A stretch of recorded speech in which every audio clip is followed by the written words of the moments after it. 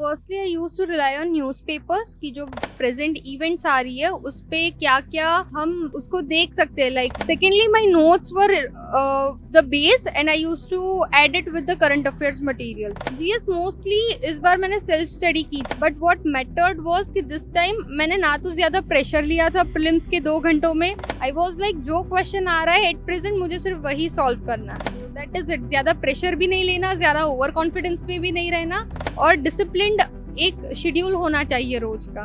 But मैं PYQs देखती थी, जो टॉपिक में से ज्यादा क्वेश्चंस आते हैं I used to prefer to solve questions from that topic first. और बाद में मैं जैसे प्रायोरिटी कम होती जा रही थी I was giving time according to the weightage of the topic rather than going haphazardly. बस आंसर राइटिंग करो, पहले आंसर्स तो बहुत ही घटिया लिखोगे. बस वही है कि कौन से विजन के साथ आप आए हो.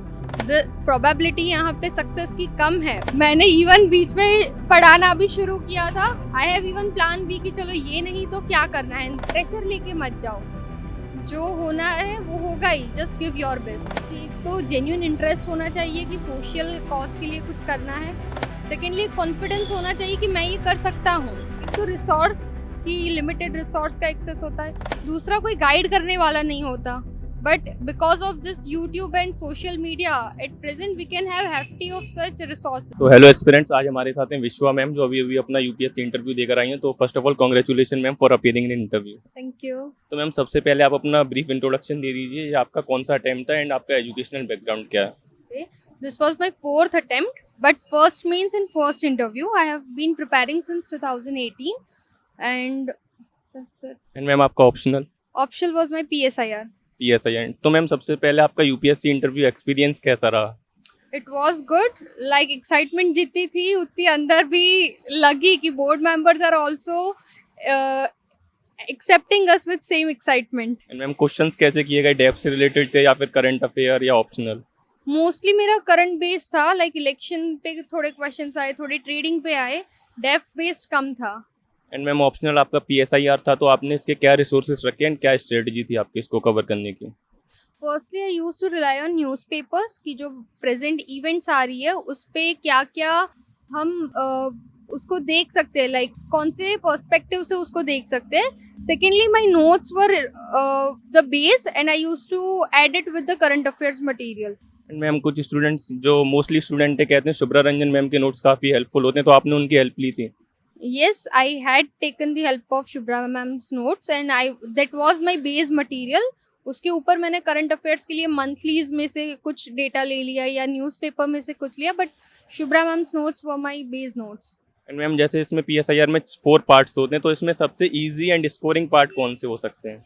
आई am not bifurcating it like that, पर वही है कि जो हमारा स्ट्रॉन्ग पॉइंट है we need to focus on that. Strengthen it, उसको तो इतना स्ट्रॉन्ग रखो कि उसमें कोई आपको compete ना कर पाए. And rest you need to at least be on an average कि उससे तो उतने मार्क्स तो आपको. एंड मैं आपने GS कहाँ से कवर किया था? किसी कोचिंग की हेल्प ली थी या सेल्फ स्टडी किया? जीएस मोस्टली इस बार मैंने सेल्फ स्टडी की थी और थोड़ी बहुत नोट्स जो मिल जाती थी वो यूज़ की थी, but mostly it was self study because I was the part of government of Gujarat autonomous bodies PIPA from where the material was provided to us. Ma'am इसके कुछ मेन रिसोर्सेज बता सकती हैं GS में? जीएस में firstly mains के लिए और प्रीलिम्स के लिए खुद के अलग notes banana is important. And history के लिए हम देखें तो spectrum is the best. Polity के लिए देखें तो मैंने मेंस के लिए थोड़ी बहुत सुभाष कश्यप पढ़ी थी, but main source was Laxmikanth. वो मैंने 1-2 बार अच्छे से रेफर की थी, पर मेंस के लिए थोड़ा बहुत सुभाष कश्यप फॉलो की थी. एंड रेस्ट ऑल वो माई बेसिक. लाइक इकोनॉमिक्स के लिए मैंने विवेक सिंह सर की बुक फॉलो की थी एंड ज्योग्राफी के लिए दुधात सर की नोट्स मैंने फॉलो की थी. And ma'am as it was your 4th attempt, तो मैम ऐसी आपको क्या लगता है आपकी क्या मिस्टेक्स थी जो आपने 3 साल में मतलब प्री पर आप अटक रही थी और इस बार आप डायरेक्ट इंटरव्यू तक आ गई? That was the confidence I would से. लाइक प्रीलिम्स में मैंने पहले भी मेरी स्ट्रेटेजी सेम ही थी, बट व्हाट मैटर्ड वाज कि दिस टाइम मैंने ना तो ज़्यादा प्रेशर लिया था प्रीलिम्स के 2 घंटों में, ना ही मैंने ज़्यादा एक्सपेक्टेशंस रखी थी. आई वाज लाइक जो क्वेश्चन आ रहा है एट प्रेजेंट मुझे सिर्फ वही सॉल्व करना है. So that is it. ज़्यादा प्रेशर भी नहीं लेना, ज़्यादा ओवर कॉन्फिडेंस में भी नहीं रहना और डिसिप्लिन्ड एक शेड्यूल होना चाहिए रोज का. मैम जैसे अभी आपने बताया आप एक गवर्नमेंट ऑफ गुजरात की जॉब में भी हैं, तो आपने उसके साथ Sorry, I took training there for UPSC. Okay okay. तो मैम जैसे कि सी सेट अब टफ होता जा रहा है, तो उसमें कौन कौन से इजी स्कोरिंग पार्ट्स हैं एंड आपने उसको कैसे कवर किया? CSET I had just followed the standard books जो सब follow करते हैं, but मैं PYQs देखती थी जो टॉपिक में से ज़्यादा क्वेश्चंस आते हैं. I used to prefer to solve questions from that topic first, और बाद में मैं जैसे प्रायोरिटी कम होती जा रही थी, I was giving time according to the weightage of the topic rather than going haphazardly. Okay ma'am. अब जैसा कि आंसर राइटिंग में बच्चों को दिक्कत आती है, जो बिगिनर्स होते हैं उनको सबसे पहले डर लगा रहता है आंसर राइटिंग कैसे करेंगे, आंसर राइटिंग कैसे करेंगे, तो आप उनकी कुछ टिप्स देना चाहें आंसर राइटिंग से रिलेटेड? बस आंसर राइटिंग करो, पहले आंसर्स तो बहुत ही घटिया लिखोगे, बट एनालाइज इट कि क्या मिस्टेक्स हुई, क्या बेटर हो सकता था. पहले लिखो फिर नोट्स रिवाइज करो, so that you will even come to know कि कौन सा टॉपिक या कौन से पॉइंट्स तब याद नहीं आए. And try to write each answer after interval of 1 week और सो. जब तक आपको नहीं लग रहा कि ये मैंने बेस्ट आंसर लिखा है, just try opting for it, it will get better on its own. Ma'am as it is a long journey, कभी कभी कैंडिडेट्स को सेल्फ डाउट आ जाता है, मोटिवेशन की कमी होती है, तो उसको कैसे टैकल करना चाहिए? बस वही है कि कौन से विजन के साथ आप आए हो. द प्रोबेबिलिटी यहाँ पे सक्सेस की कम है, पर जब आपने चुना ये फील्ड तभी आपको ये पता था. सो आई थिंक बस वही मोटिवेशन रहना चाहिए कि शुरू किया है तो अंत करेंगे ही. मैम इसमें जैसे सक्सेस का रेट बहुत ही कम है, तो आपने कोई प्लान बी रखा था क्या? फॉर श्योर, मैंने इवन बीच में पढ़ाना भी शुरू किया था. And if not this, I have even plan B कि चलो ये नहीं तो क्या करना है. And that has made the difference. मैंने बोला ना कि प्रेशर लेके मत जाओ, जो होना है वो होगा ही. Just give your best. Ma'am according to you what are the top 3 qualities and candidate must have? Firstly, एक तो जेन्युइन इंटरेस्ट होना चाहिए कि सोशल कॉज के लिए कुछ करना है. सेकेंडली, कॉन्फिडेंस होना चाहिए कि मैं ये कर सकता हूँ.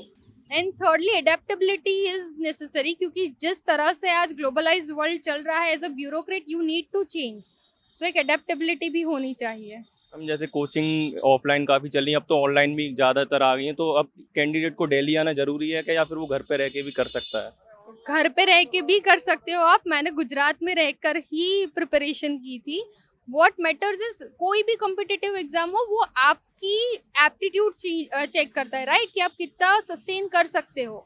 Just be stick to the process और आप हो ही जाओगे. आपका सेल्फ इवोल्यूशन ही ऐसा होगा कि it will be done. Ma'am जैसे कि जो बच्चे घर से करते हैं, तो उन्हें क्या क्या डिफिकल्टीज आती हैं? एक तो रिसोर्स की, लिमिटेड रिसोर्स का एक्सेस होता है. दूसरा, कोई गाइड करने वाला नहीं होता. But because of this YouTube and social media at present we can have hefty of such resources. So I think घर पे रहकर प्रेशर लिए बिना प्रिपेयर करो, that is a better thing I would say. And ma'am जैसे अभी कुछ series आई थी एस्पिरेंट्स एंड एक मूवी आई 12th फेल, तो वो कितना सही से दर्शाती है जो रियल स्टोरी है यूपीएससी की? वो सही है आई वुड से, क्योंकि मैंने 4 साल ऐसे ही निकाले थे. लाइक देर आर मैनी, खुद सेल्फ डाउट हो जाता है एक तो. दूसरा, आपको लगता है you are not contributing financially to the family. Thirdly, if you think कि नहीं जॉब के साथ करता हूँ, फिर यू विल थिंक कि नहीं मैं दोनों को अच्छे से नहीं कर पा रहा हूँ. So for sure the pressure is there, but यही तो सीखना है कि उसे कैसे हम हैंडल करें. एंड मैम एक फाइनल क्वेश्चन है, जैसे अब प्रीलिम्स आने वाला है, 50-60 डेज बचे हैं, तो आप कैंडिडेट्स को क्या एडवाइस देना चाहेंगे इसको बेस्ट टाइम यूटिलाइज करें? पहले MCQs, पहले तो PYQs देखो, कौन से टॉपिक में से कैसे क्वेश्चंस आते हैं, एनालाइज द थिंग्स. फिर कोई भी टेस्ट ले लो, टेस्ट दो, फिर उसको आंसर कॉपी के साथ इवेल्युएट करो कि मिस्टेक कहाँ हुई. And then read the topic from the notes, so that you will come to know कि चलो मैं ये. पहले कैसे होता है कि हम ओवर रीड कर देते कि ये तो हमें पता है, बट MCQ में आता है तो हम गलत कर देते हैं. So first solve and then read the notes. Okay, ma'am, thank you for giving us your valuable time and we wish you all the best.